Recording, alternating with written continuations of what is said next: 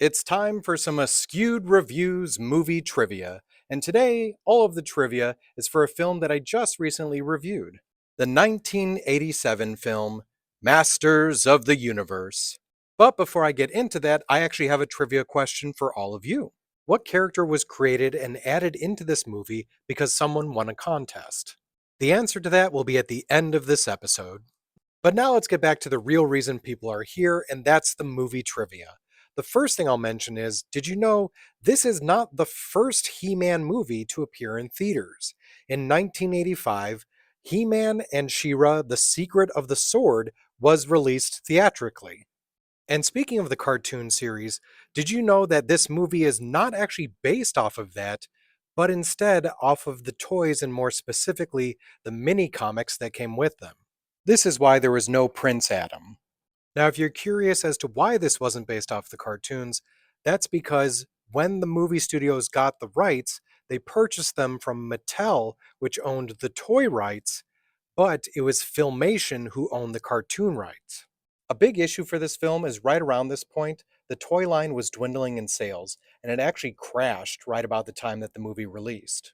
Canon Films is the company that made this movie, but did you happen to know it was kind of made in a bit of a sneaky way? Originally, they had acquired the rights from Marvel to make a Spider Man movie, but instead of just making that, they decided to split that budget to make two movies and then hopefully make the profit from both of those to make an amazing Spider Man movie. Unfortunately for them, the two films that they made bombed. This being one of them, and the other being Superman 4: The Quest for Peace. Ooh. Canon, by the way, had some high hopes for this film as they saw it becoming a franchise. They even advertised it as the Star Wars of the 1980s. The budget for this film was so tight they couldn't do pickup shots. Every cutaway or close up had to be overseen by the director. The budget also ended up affecting the original script, as the movie was supposed to take place entirely on Eternia. But, due to the budget, it took place on Earth. However, the director fought hard to have the beginning and end take place in Eternia. There was also characters removed due to the limited budget, like She-Ra and the Snake Men. There was a character that was actually created because of the budget, and that was Gwildor. Because at one point, they thought about getting Orko, but it just would have been too expensive to make him look real. So, they created Gwildor. Now, he doesn't really show up in much else when it comes to Masters of the Universe. However, in 2024, he does make an appearance in the Revolution miniseries. He and Orko even work together in that.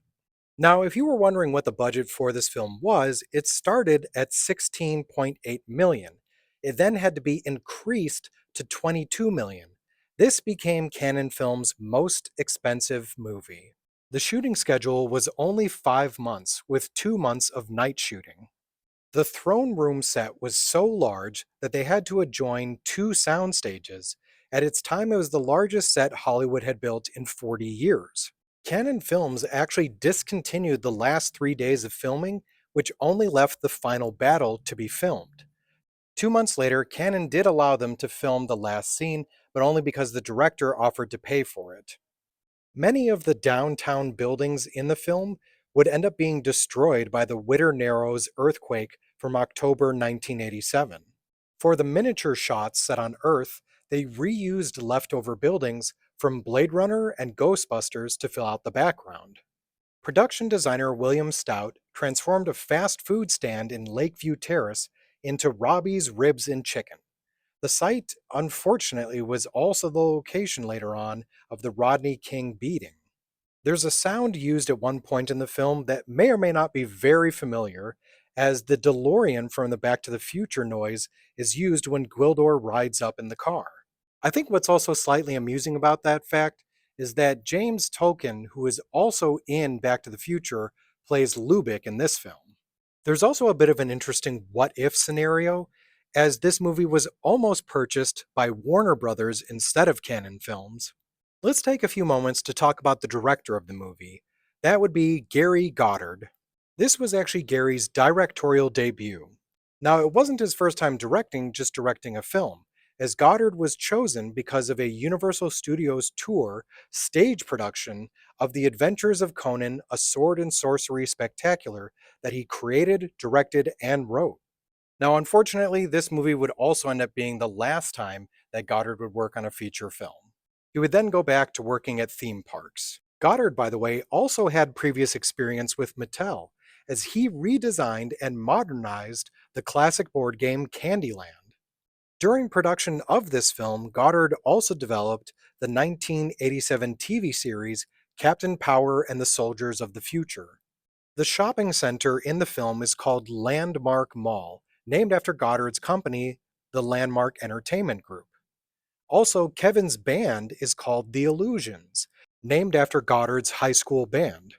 He was also a bit of a comic book nerd, as he did confirm that the film was also an homage to Jack Kirby's New Gods comic run for DC Comics, and also a bit of Kirby's Marvel work as well. Now let's talk about the cast. Dolph Lundgren was the first actor cast, and Frank Langella was the last. Dolph Lundgren was not Goddard's first choice for He-Man, but he was chosen due to the popularity of his role in Rocky IV. Lundgren actually does most of his own stunts in the film. And at the time of filming, he still had a thick Swedish accent and wasn't fluent in English. Goddard planned on dubbing him in post-production, but Lundgren did have it in his contract that he would get 3 opportunities to redub himself. Since the movie was running behind schedule, Goddard just used Lundgren's voice as it was. Also, Dolph was supposed to wear knee-high boots chosen by the costume designer Julie Weiss. He argued as he wanted to wear kickboxing boots that were cut mid-lower leg. Production designers told him they looked terrific, but made him look effeminate. Lundgren never wore them again. Frank Langella has stated that Skeletor was one of his favorite roles. His son was a huge fan of Masters of the Universe. Once he got the role, Langella actually started working really hard on getting his body toned and in shape, as he wanted to look more like the cartoon. But Goddard didn't want a sexy Skeletor in his movie, so they changed the way that the character looked. What's interesting about that is it's actually because of this film that from time to time you will now see Skeletor wearing a cape. He didn't in any previous Masters of the Universe properties until this film. Skeletor's mask would be used for aliens in both Star Trek The Next Generation and Star Trek Deep Space Nine. Meg Foster, who plays Evelyn, has been cast in many sci-fi and fantasy roles. She believes it's due to her naturally blue-gray eyes. Foster's costume weighed 45 pounds. The weight of the chest plate forced her to puff out her chest, which she attributes to the posture that the character has. Evelyn never sits, as it was too uncomfortable. Meg Foster would actually go on to voice the character of Motherboard in Masters of the Universe Revolution. Anthony DeLonginus played Blade. He was also the choreographer for many of the fight scenes, and even taught Dolph Lundgren how to use a sword. And he was also Skeletor in the final fight. DeLonginus's blade suit was over 50 pounds. At the end of each day, he would actually take his boots off and pour sweat out of them. The outfit originally also had arms and legs, and they were made out of rubber. Luckily, he was able to convince them to remove those. He even shaved his head to reduce the heat. The reason why at one point Blade says to He-Man, "I've been waiting a long time for this," when they fight, is because in Blade's backstory, he lost his eye to He-Man in a previous battle. Evelyn and Beastman existed before this film, but Blade, Sarad, and Karg were all originals to this movie. Karg, played by Robert Towers, is actually a replacement for the character of Trapjaw, as he would have been a bit difficult to do on screen, and they wanted someone as the right-hand man to Skeletor. He has, however, appeared in other properties since then, including the new movie. Pons Mars, who has done a lot of character acting, had to wear contacts as Sarad. They were extremely painful and pretty much made him blind, so he couldn't really see through most of his stunts. The way that they made his throat expand and contract was from a tube that ran from the actor's mouth to the throat. Sarad's armor would actually be used again in Star Hunter. Tony Carroll's teeth as Beastman were so large that he couldn't close his mouth, so he ended up drooling a lot. Christina Pickles, who played the sorceress, and Courtney Cox, who played Julie, would perform together again as mother and daughter in the television series Friends. If you didn't know, character actor Billy Barty is the one who plays Gwildor in the film. I have absolutely no idea what character this would have been for, but apparently Dudley Moore was considered for a role in this movie. Throughout the film, Skeletor has robotic troops. The reason for this is that Mattel, who produced the film, said He-Man couldn't kill anyone on screen. For being a film based off of action figures, it's surprising that only 3 figures were made for the movie: Sarad, Blade, and Gwildar. During the Masters of the Universe Classics line from 2008 to 2024, they remade these 3 and, due to a loophole, made Karg, but based on his 1987 UK comic book version, which was a different color. Super 7's 2020 Classics line released 4 figures for this film: Rebel Leader He-Man, Dark Despot Skeletor, Commander Karg with the correct color scheme, and God Skeletor. In 2026, we would actually get a remake or reimagining of Masters of the Universe, and Lundgren did actually make a brief cameo in it. It's highly unfortunate that the original film's end credits sequence, which was way before it became popular by studios like Marvel, alluded to there being a sequel, but one was never made. There was actually a sequel written for this film. However, Dolph Lundgren refused to come back. So they were going to cast surfer Laird Hamilton. And then, because they weren't going to be able to bring in Frank Langella, Vincent Klein was going to be Skeletor. Albert Pyun was going to be the director. Mattel approved a $4.5 million budget. The only story information was that it was going to take place 10 years later, and it was going to be He-Man returning to Earth disguised as a professional quarterback, while Skeletor was apparently going to be an evil corporate tycoon. It was also supposed to give the first live-action appearances of She-Ra and Trapjaw. Now here's the interesting part. They were close to getting this movie made. They had sets and costumes, but Mattel and Marvel at this time revoked their rights to He-Man and Spider-Man due to non-payment from Canon Films.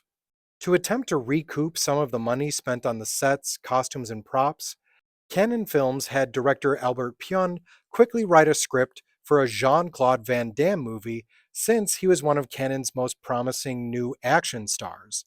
The script would become the movie Cyborg, although Pyun originally came up with this concept with Chuck Norris in mind, as he also was working with Canon. Vincent Klein was actually kept on for this film as well, so instead of playing Skeletor, he played the villain Fender Tremello.